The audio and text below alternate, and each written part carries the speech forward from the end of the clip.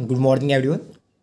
हम लोगों ने सेकेंड चैप्टर शुरू किया हुआ था जिस चैप्टर का नाम था audit strategy, audit planning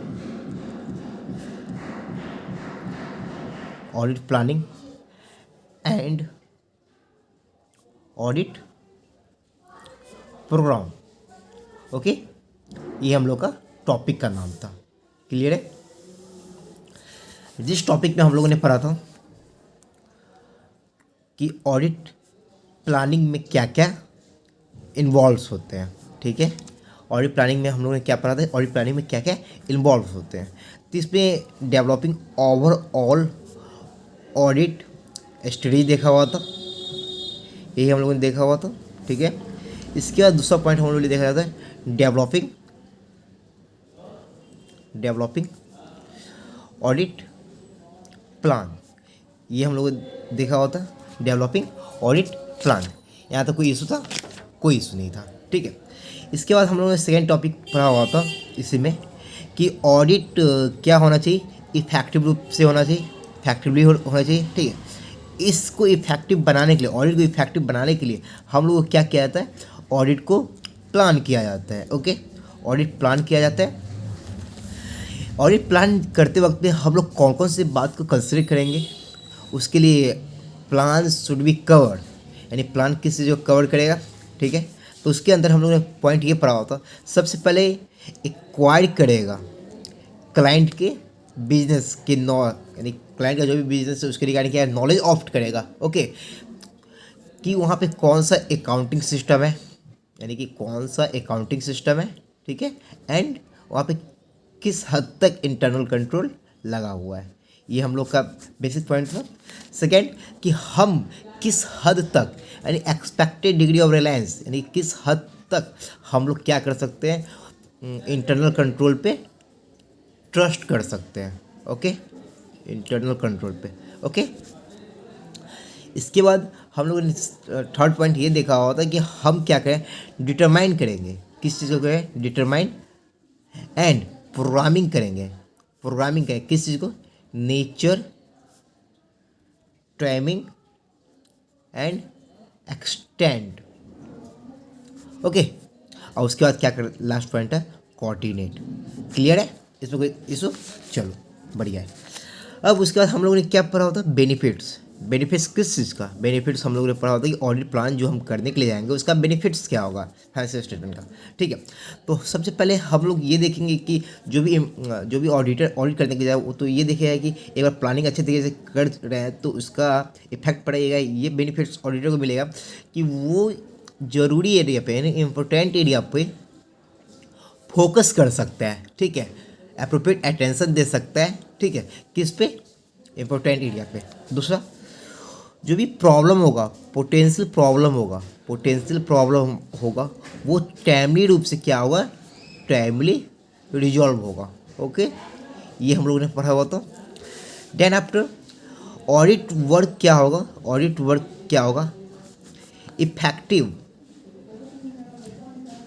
and efficient तरीके से होगा, इफेक्टिव एंड इफिशिएंट तरीके से होगा। ठीक है, उसी बंदे को सेलेक्ट किया जाएगा, असिस्टिंग किया जाएगा जो कॉम्पिटेंस हो एंड कैपेबल हो, ये हम लोगों ने देखा हुआ था। क्लियर? और ये प्रोवाइड किया है फैसिलिटेटिंग, ठीक है, the direction and supervision of the engagement team member. Clear है? यहाँ तक कोई इशू? कोई इशू नहीं। चलो बढ़िया, अच्छी बात है। फिर हम लोगों ने ये देखा हुआ था कि ओवरऑल ऑडिट स्ट्रेटजी क्या होता है, ओवरऑल ऑडिट स्ट्रेटजी क्या होता है। क्लियर है? ये असिस्टेंस टू ऑडिटर के रिगार्डिंग, किसके रिगार्डिंग, ऑडिटर के रिगार्डिंग। तो सबसे पहले ये क्या हुआ, रिसोर्सेज, पहला पॉइंट यही था, resources to deploy for specific area, ठीक है। यानी कॉम्प्लेक्स मैटर में क्या करना है हमको, एक्सपर्ट का राय विचार हमको लेना है, ठीक है। How much amount of resources to be allocated to the specific area, amount of resources, यही सेकेंड पॉइंट था ना, to allocate to specific area. ये सब देखो एक बार हम लोगों ने पढ़ लिया, ठीक है। दूसरी बार हम लोग को रिकॉल करना कंपलसरी हो जाए, ताकि हम लोग पिछले वाले बातों को भूलें नहीं कि हम लोग ने क्या क्या पढ़ा हुआ था, ठीक है। यहाँ तक क्लियर है, चलो अच्छी बात है। अब हम लोग ने ये देखा हुआ था कि ये रिसोर्सेज किस स्टेज पे, यानी कटअप डेट पे लगाया जा रहा है यानी कि कटअप डेट पे लगाया जा रहा है या इंट्रीम ऑडिट के दौरान लगाया जा रहा है, ठीक है। इंट्रीम ऑडिट के दौरान लगाया जा रहा है, क्लियर है।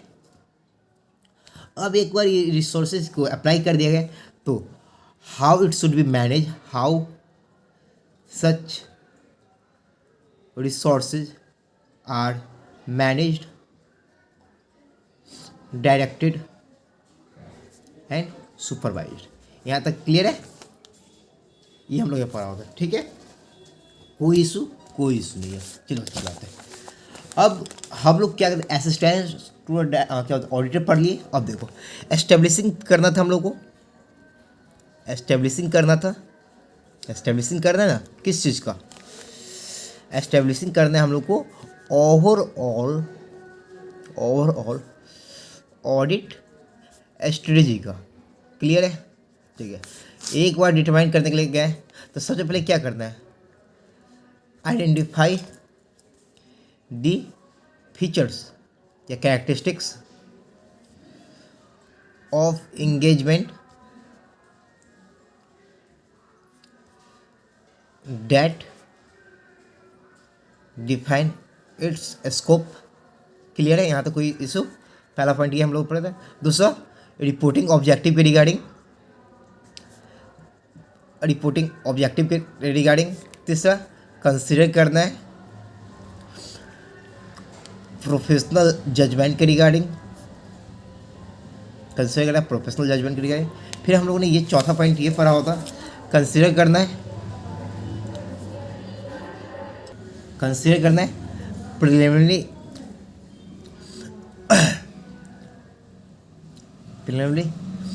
इंगेजमेंट एक्टिविटी रिगार्डिंग, यही हम लोगों ने पढ़ा होता। And then in the last ascertain करना है द नेचर क्या होगा, टाइमिंग क्या होगा and extent of resources to perform the engagement, clear है। इसमें कोई भी इशू नहीं है, ठीक है। अब यहाँ हम इसलिए बार बार रिकॉल करने की कोशिश कर रहे हैं कि ताकि आपको याद रह सके, ठीक है। और जब तक आप ऑडिट को रिकॉल नहीं करोगे, रिवाइज नहीं करोगे, तब तक आपको ऑडिट याद नहीं रहने वाली है, ओके। क्योंकि ये तुरंत हम अभी पढ़ेंगे, फिर नेक्स्ट डे हो सकता है कि हम लोग भूल जाएंगे। इसलिए जो आप अभी पढ़ रहे हो उसको कम से कम रात में रिकॉल करके ही सोने की कोशिश करो, ओके।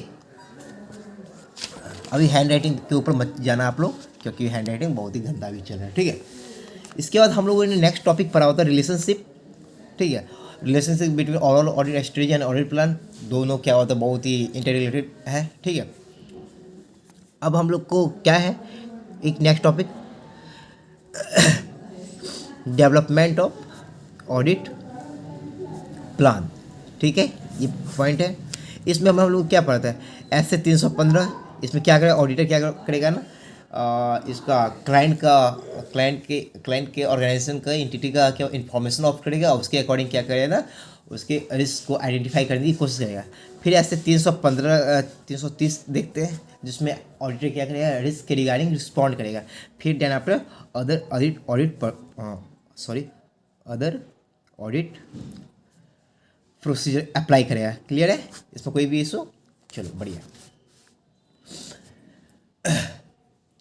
देन आफ्टर हम लोग का नेक्स्ट टॉपिक था उसी में, ठीक है, डेवलपमेंट ऑफ ऑडिट प्लान में knowledge of client business.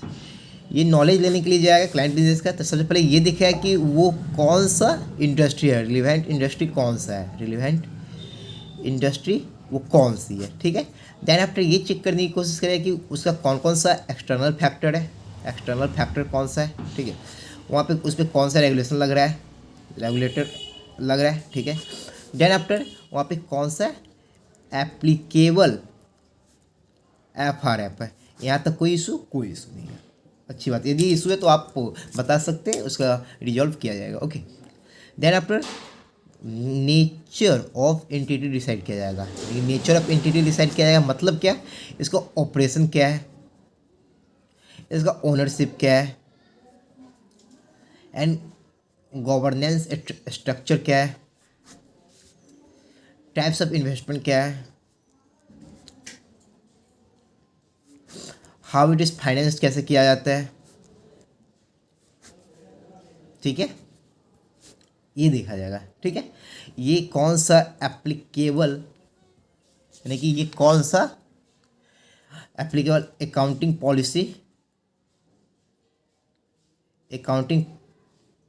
Policy use कर रहा है, ओके। और इसका एंटिटी का ऑब्जेक्टिव्स क्या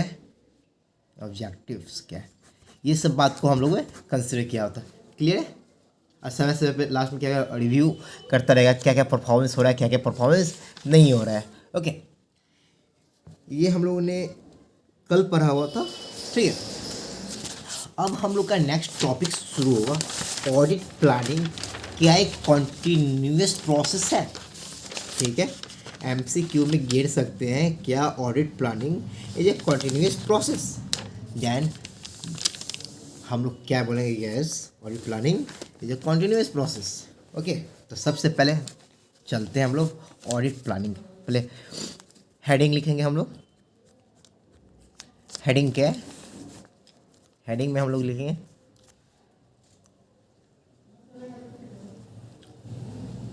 audit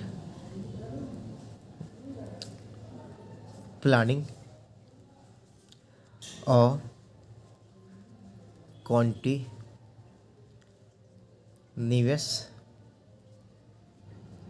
process, audit planning continuous process. तो हम लोग तो ये अभी हम लोग ये नहीं तुम लोग ये नहीं जानते हो कि ऐसे ऐसे 300 डिफाइन करता है क्या, इसका हेडिंग है planning and audit of financial statement, ये इसका हेडिंग है, ठीक है। ऐसे 300 का हेडिंग है प्लानिंग एंड ऑडिट, यानी कि फाइनेंशियल स्टेटमेंट के रिगार्डिंग, फाइनेंशियल स्टेटमेंट का ऑडिट करने के लिए जाओगे तो उसके रिगार्डिंग हम क्या करना है, प्लान करना है, ठीक है। तो ये साफ सब दिया है, ठीक है। ये हम लोग कितना बार लिख चुके होंगे, परंतु एक बार फिर लिख दो, यहाँ से MCQ डायरेक्ट आते हैं। Planning is not discrete phase of entity, phase of an audit, but rather a continual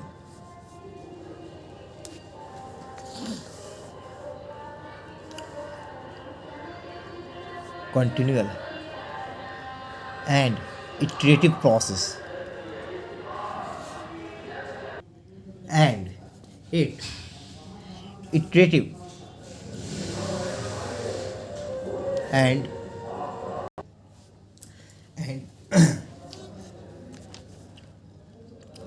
iterative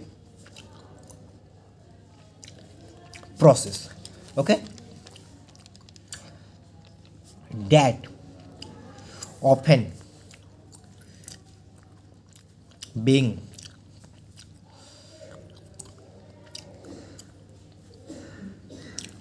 shortly after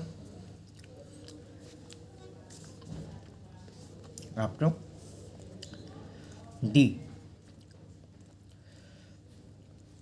completion of the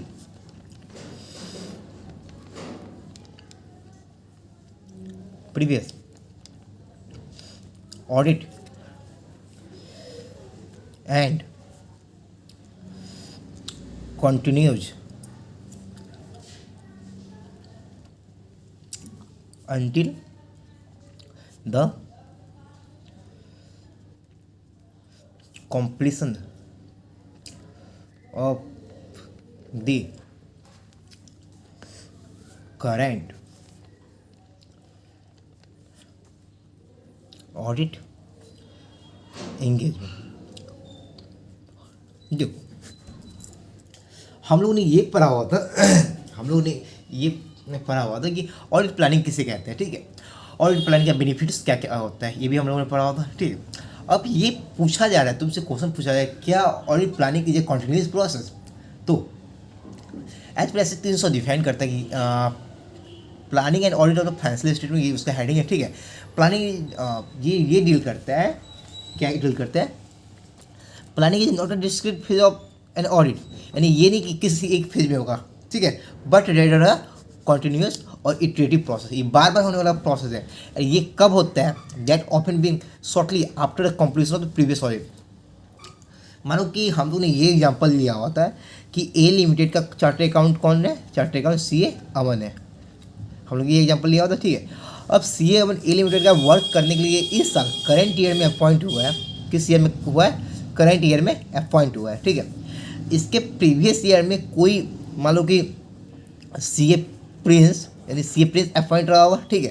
तो यानी कि प्रीवियस ईयर का ऑडिट कंप्लीट होने के बाद करंट ईयर का ऑडिट जो बिगिनिंग होगा, ठीक है, यानी प्रीवियस ईयर का, यहाँ पे देखो प्रीवियस ईयर का कौन चार्ट अकाउंट रहा, प्रीवियस ईयर का CA Prince as a chart accountant था, ठीक है।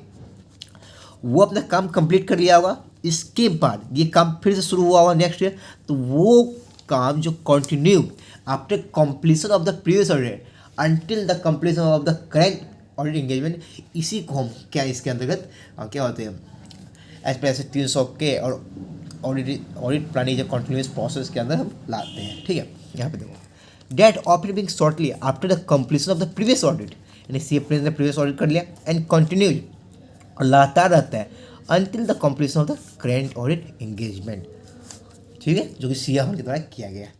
अब देखो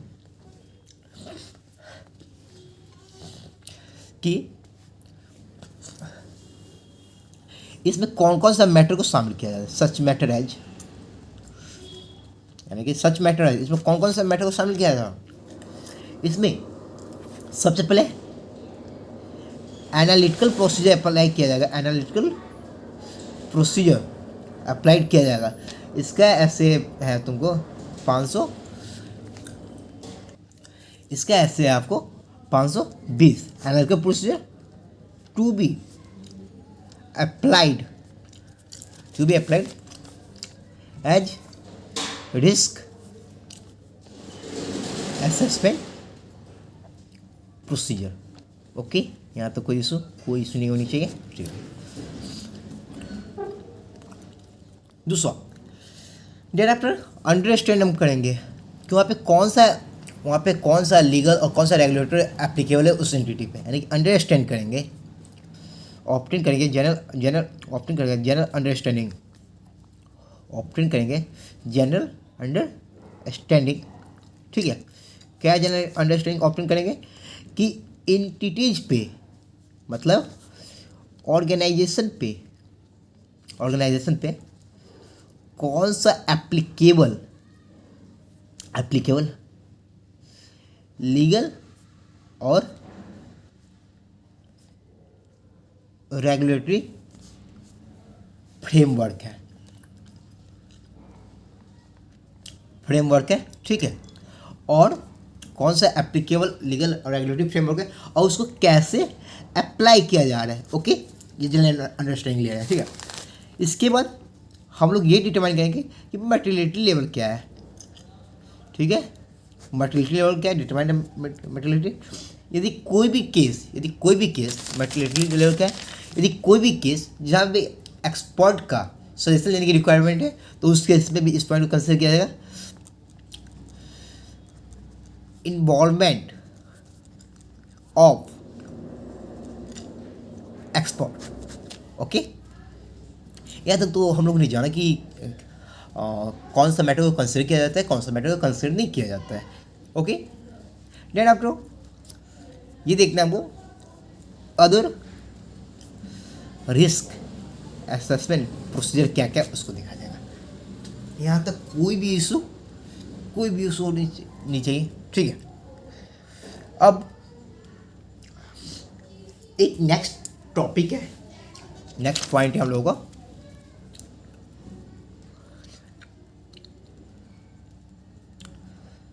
additional consideration in initial audit engagement. ये हम लोगों ने देखा था, हम लोगों ने एलिमेंट्स ऑलरेडी पढ़ चुका था, चैप्टर 1 में एलिमेंट्स पढ़ चुका था। क्लाइंट रिलेशनशिप देखा जाएगा, क्या किसके किसके में क्लाइंट रिलेशनशिप यानी एक्सेप्टेंस किया कि नहीं किया है, ठीक है। ऑडिटर और क्लाइंट इंगेजमेंट ने उसके रिगार्डिंग हम लोगों ने चेक किया हुआ था, उसमें हम लोग ये पढ़ा हुआ था कि वो वहाँ पे ये चेक किया कि तो हम लोगों ने ये पढ़ा हुआ था कि वहाँ पे हम लोग ये चेक कर रहे थे कि ऑडिटर जो किसी भी क्लाइंट का वर्क करने के लिए जा रहा है तो उसके सबसे पहले हम लोगों ने ये देखा होता है कि वो उसका देखिए है कि उसकी इंटीग्रिटी है कि नहीं है, ऑनरशिप का की पर्सन का, उसका टेक्नोलॉजी का, उसका वो अपनी कॉम्पिटेंस को क्या करेगा ना, वो चेक करेगा कि उसके अकॉर्डिंग मेरा कैपेबिलिटी है कि नहीं है। ये सब हम लोगों ने चेक किया होता है, ठीक है। जो कि एलिमेंट्स ऑफ कंट्रोल ऑर्गेनिक हम लोग चैप्टर 1 में ही पढ़ लिया होता, ठीक है। इसमें हमको ये देखना है कि ये डिफाइन करेगा आपको वही एज पर ऐसे 300, ठीक है, 300 planning and audit of financial statement. Okay, इसमें ऑडिटर से अंडरटेक क्या करेगा, following activity. Auditor shall undertake following activities before यानी prior to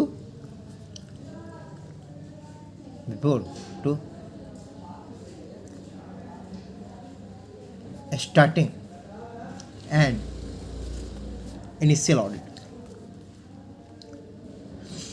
initial audit clear है यहाँ तो कोई इस, ठीक है।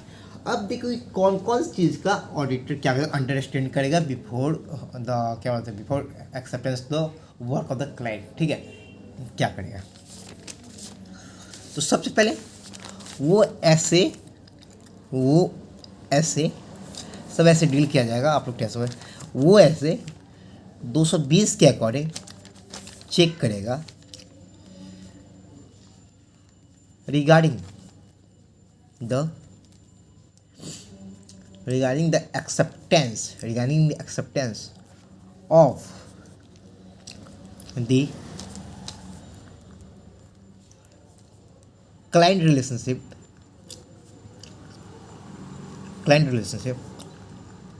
and a specific audit engagement. Okay, ये क्लियर है कि ये देखिए कि क्लाइंट का रिलेशनशिप कैसा है और स्पेसिफिक और इंगेजमेंट को क्या क्या एक्सेप्टेंस किया गया है कि नहीं किया है वो चेक किया जाए, ठीक है। उसके बाद जो ऑडिटर काम करने के लिए जा रहा है वो कम्युनिकेट करेगा किसको, वो प्रीडिसेसर ऑडिटर को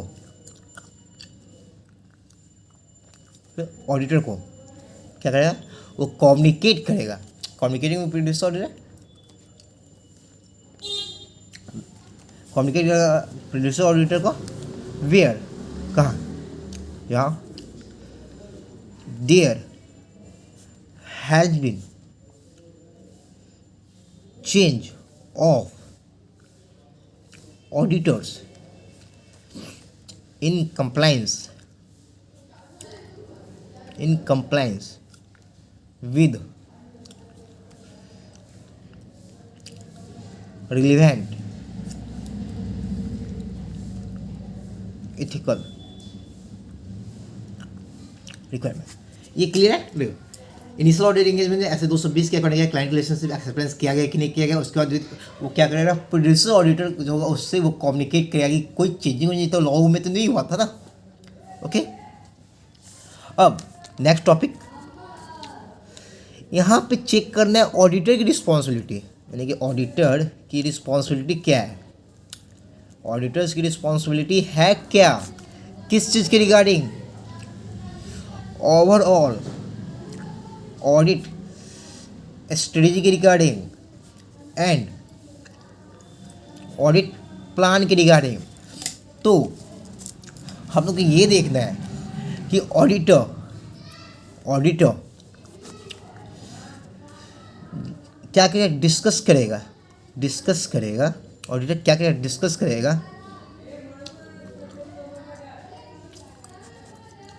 ऑडिटर क्या क्या डिस्कस करेगा, किस चीज़ को, कि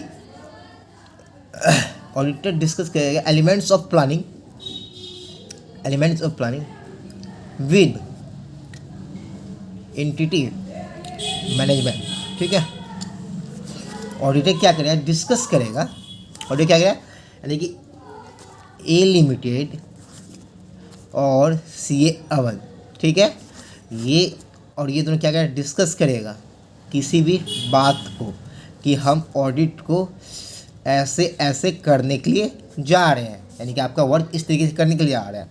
बट ऐसा डिस्कस करने के बाद ये नहीं कि इसकी कोई रिस्पॉन्सिबिलिटी होगी, ए लिमिटेड की क्लाइंट की कोई रिस्पॉन्सिबिलिटी नहीं होगी, ओवरऑल ऑडिट स्ट्रेटेजी की रिगार्डिंग और ऑडिट प्लान की रिगार्डिंग सारी रिस्पॉन्सिबिलिटी किसकी होगी, सारी रिस्पॉन्सिबिलिटी आपको ऑडिटर्स का होगा, ऑडिटर्स रिस्पॉन्सिबिलिटी। ओके, ये एमसीक्यू आ सकता है कि यदि एक बार हम लोग डिस्कस कर लेते हैं कि किस तरीके से प्लानिंग करना है ऑडिट के रिगार्डिंग, तो क्या वहाँ पे मैनेजमेंट की कोई रिस्पॉन्सिबिलिटी, नो, मैनेजमेंट की कोई रिस्पॉन्सिबिलिटी नहीं, मैनेजमेंट की रिस्पॉन्सिबिलिटी नहीं, ओवरऑल ऑडिट स्ट्रेटेजी की प्लानिंग करना और ऑडिट प्लान की रिगार्डिंग प्लानिंग करना सारी रिस्पॉन्सिबिलिटी किसकी है, आपको ऑडिटर्स की है। क्लियर, बढ़िया है। अब नेक्स्ट पॉइंट है हम लोग का नेक्स्ट टॉपिक है changes to planning decision during the course of the audit. Clear है, changes to planning decision during course of the audit. यहाँ तो कोई इशू, चलो कोई इशू नहीं होनी चाहिए। अब इस टॉपिक को हम लोग कवर करते हैं। हम लोग क्या किए, ए लिमिटेड था, ठीक है, ए लिमिटेड में सी ए अमन क्या है, एज ऑडिटर चार्टर्ड अकाउंटेंट है, ठीक है, वो काम करने के लिए गया, ठीक है। इन दोनों ने ये बोला हुआ था कि हम लोग ऐसे ऐसे क्या करेंगे ना, प्लान किया था हम लोग ऐसे ऐसे क्या करें, वर्क को कंप्लीट करेंगे, ठीक है, वर्क को कंप्लीट करेंगे। परंतु ऐसा सिचुएशन अराइज होता है, क्या होता है, ऐसा सिचुएशन क्या होता है, अराइज होता है, ऐसा सिचुएशन क्या होता है, अराइज होता है, जिससे ऑडिट जैसा प्लान किया गया होता है, ऑडिट जैसा प्लान किया गया था उस तरीके से अब नहीं हो पा रहा है, ठीक है, उस तरह से अब पॉसिबल नहीं है, ठीक है। तो ऑडिट का जो वर्क किया जा रहा था, जो पहले प्लान किया उस तरीके से करना कंपलसरी यानी पॉसिबल नहीं है, तो हम क्या ऑडिट प्लान जो किया गया उसमें चेंज और अपडेट कर सकते हैं। Yes, we can change and update, but और विच सर्कमस्टांसेस, वो सर्कमस्टांसेस इस तरीके से, ठीक है। तो हम लोग का हेडिंग आएगा, ठीक है, हम लोग का हेडिंग आएगा ऐसे, the auditor shall update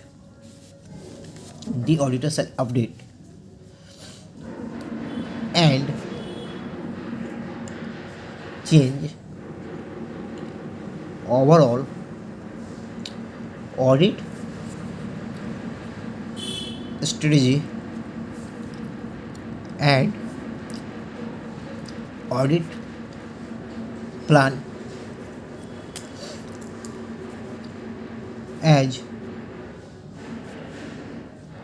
necessary during the course of the audit. Okay, या तो कोई चलो, अब हम लोग का यहाँ से एमसीक्यू गिर सकता है कि क्या ऑडिटर अपने क्या बोलते हैं overall audit strategy overall audit plan को चेंज कर सकता है? Yes, we can change plan परंतु वन विच सर्कमस्टांसेस। तो ये सर्कमस्टांसेस है सर, यदि कोई अनएक्सपेक्टेड इवेंट अकर होता है, अनएक्सपेक्टेड इवेंट अकर्ड। क्लियर? दूसरा, जिस कंडीशन पे हम लोग वर्क कर रहे थे वो कंडीशन ही चेंज हो गया, चेंज इन कंडीशन। ठीक है।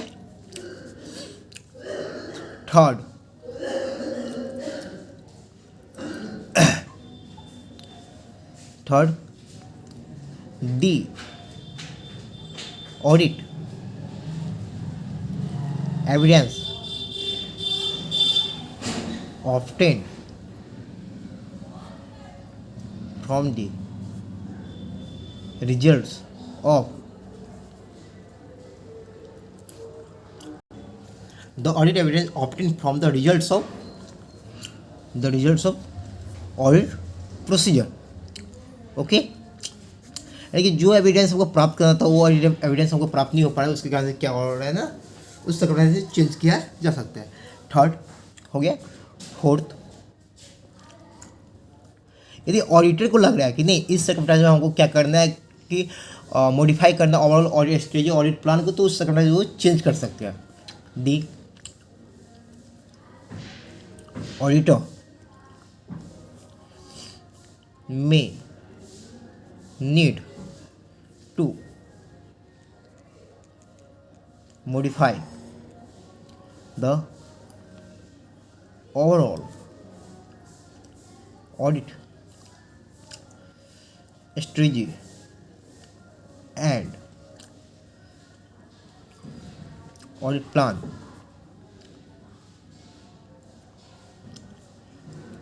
and thereby resulting plant nature timing and extent of further audit procedure based on the revised consideration of asset risk। Clear यहाँ तक? कोई भी इशू? चलो भैया, तो हम लोग ने ये पढ़ा कि ऑडिट प्लान और ऑडिट स्ट्रेटजी चेंज हो सकते हैं, परंतु कौन कौन से कंप्लेंट्स में? यदि अनएक्सपेक्टेड इवेंट हो जाता है या कंडीशन चेंज हो जा रहा है, ठीक है, या ऑडिट एविडेंस ऑप्टेन किया है from the result of the audit procedure, परंतु जैसा चाह रहा है वैसा नहीं, ठीक है, और ऑडिटर को ऐसा लगा कि मॉडिफाई करना कंपलसरी है, मॉडिफाई होना जरूरी है, ठीक है, तो उससे कंप्लेंट चेंज किया जा सकता है। क्लियर है? चलो, अब हम लोग का नेक्स्ट टॉपिक है,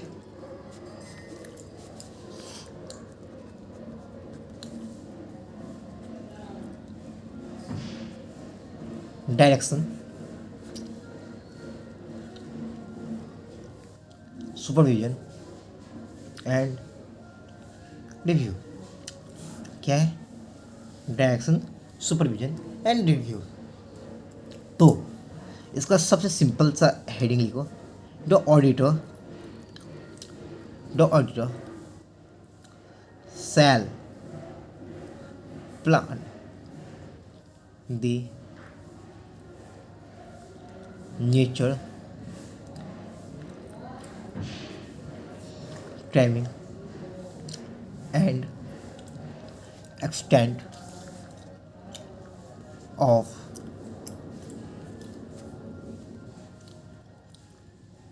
direction and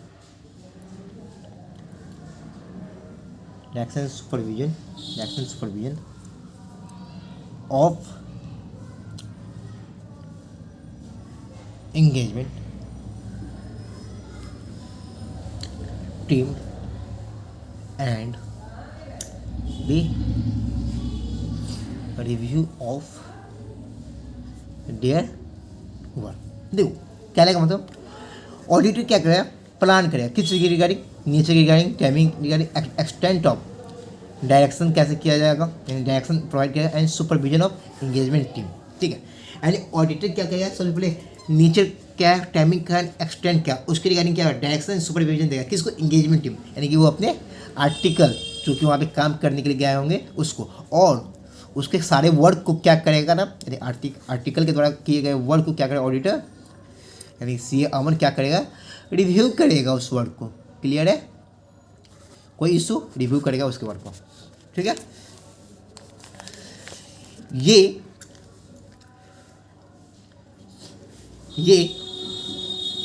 नेचर हो गया, टाइमिंग, ये नेचर हो गया, टाइमिंग हो गया, एक्सटेंड हो गया, डायरेक्शन सुपरविजन जो होता है ना ऑफ एंगेजमेंट टीम का, वो डिपेंडेंट होता है वेरी फैक्टर पे, यानी कि वेरी फैक्टर के ऊपर क्या होता है, ये क्या होता है, डिपेंडेंट होता है, ये क्या होता है, डिपेंडेंट होता है। ओके, और ये डिपेंडेंट के पीछे का रीजन है, क्या रीजन है, तो सबसे पहला पॉइंट हम लिख सकते हैं,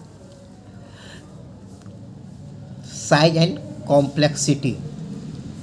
complexity of the entity.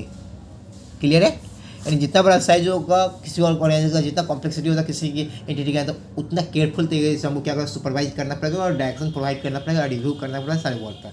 Okay, then after second point, area of audit, यानी कि सीए अमन को कौन सा वर्क करने के लिए दिया गया है, यानी सीए अमन का कितना स्कोप पे काम करने का।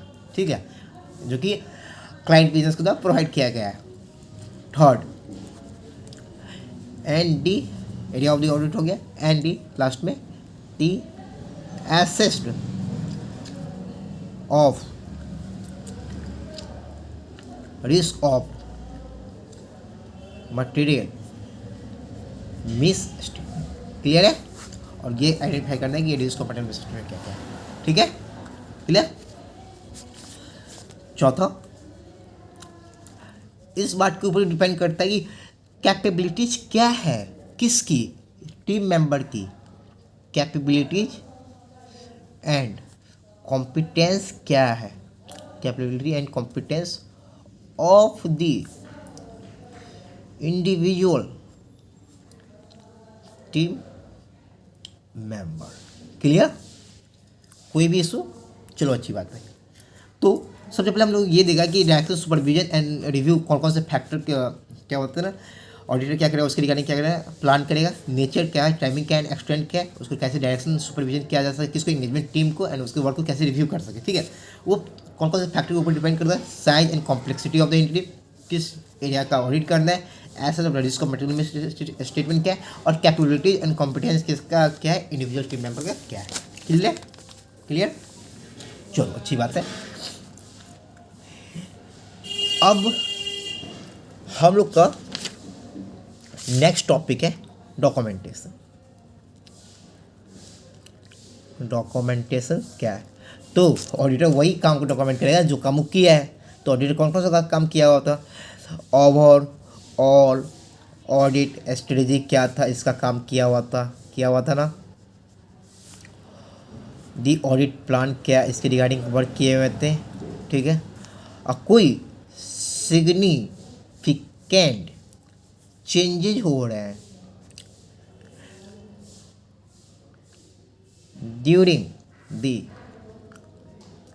Audit engagement to the overall audit strategy, यानी कि सिग्निफिकेंट चेंज हो रहा है कब, during the audit engagement to the overall audit strategy और ऑडिट प्लान, ठीक है, उससे कम रह जाए। एंड उसका रीजन तो कि चेंज क्यों हुआ है, रीजन ऑफ सच चेंजेस। देखो इसमें क्या क्या डॉक्यूमेंट ओवरऑल ऑडिट स्ट्रेटजी क्या होता है, ऑडिट प्लान क्या होगा, कोई भी चेंज हो रहा है ओवरऑल ऑडिट स्ट्रेटजी में और ऑडिट प्लान उसके रिगार्डिंग रीजन दो आप, ठीक है, क्लियर। चलो बढ़िया है। अब इससे नेक्स्ट टॉपिक हम लोग अगले चैप्टर में पढ़ेंगे, ठीक है। अब यहाँ तक आपको कोई भी इशू हुई हो, ठीक है, तो आप कमेंट बॉक्स में कमेंट करें और प्लीज़ लाइक एंड सब्सक्राइब जरूर करें। डिसलाइक करने की इच्छा हो तो आप डिसलाइक भी कर सकते हैं, ऐसा कोई ज़रूरी नहीं कि आप सिर्फ लाइक करें। Okay, thank you.